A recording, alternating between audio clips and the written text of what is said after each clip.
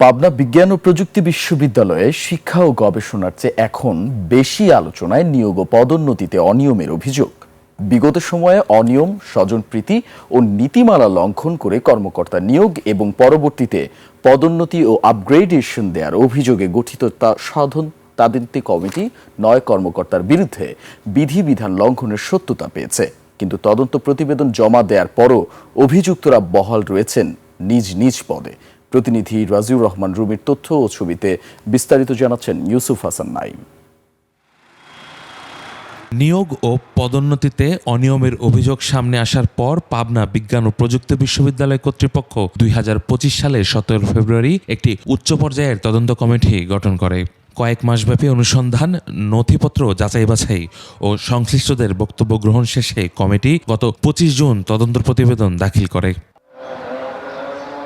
প্রতিবেদনে বর্তমান রেজিস্ট্রার বিজন কুমার ব্রহ্ম, অতিরিক্ত পরিচালক শাহান শাহ, অতিরিক্ত রেজিস্ট্রার তাহিদা খানম, অতিরিক্ত পরিচালক ফারুক হোসেন চৌধুরী, অতিরিক্ত রেজিস্ট্রার কামরুল হাসান, অতিরিক্ত গ্রন্থাগারিক হাফিজুর রহমান মোল্লা, অতিরিক্ত পরিচালক জিএম শামসাদ ফখরুল, উপ রেজিস্ট্রার আব্দুল মজিদ এবং উপ রেজিস্ট্রার জহুরুল ইসলাম প্রিন্সকে নিয়োগ ও আপগ্রেডেশনের ক্ষেত্রে বিধিবিধান যথাযথভাবে অনুসরণ না করার ঘটনায় দায়ী হিসেবে উল্লেখ করা হয়।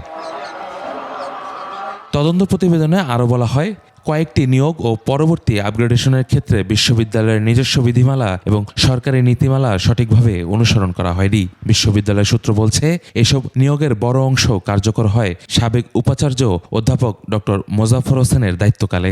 যে তদন্ত কমিটি প্রতিবেদন দাখিল করা হয়েছে, তার ভিত্তিতে যদি কোনো অ্যাকশন কিংবা তদন্ত কমিটির সুপারিশ ক্রমে যদি ব্যবস্থা না নেওয়া হয়, তবে সেটা আমাদের উচ্চশিক্ষা ব্যবস্থার ক্ষেত্রে একটা অশনি সংকেত হিসেবে বিবেচিত হয়। এদিকে তদন্ত প্রতিবেদন জমা দেওয়ার প্রায় ১ মাস হলেও অভিযুক্তদের বিরুদ্ধে দৃশ্যমান কোনো প্রশাসনিক ব্যবস্থা নেওয়া হয়নি। এ নিয়ে শিক্ষার্থী ও সচেতন মহলে উঠেছে প্রশ্ন। বিভিন্নভাবে অনিয়মে জড়িত কর্মকর্তা কর্মচারীদের বিষয়ে সুষ্ঠু তদন্ত করে তাদের বিষয়ে যথাযথ আইনানুগ ব্যবস্থা নেবে, এই আশা আমরা করতেছি। কিছু নিয়োগ হয়েছে, আমরা সেগুলোর তদন্ত সাপেক্ষে তাদের বিচার চাই।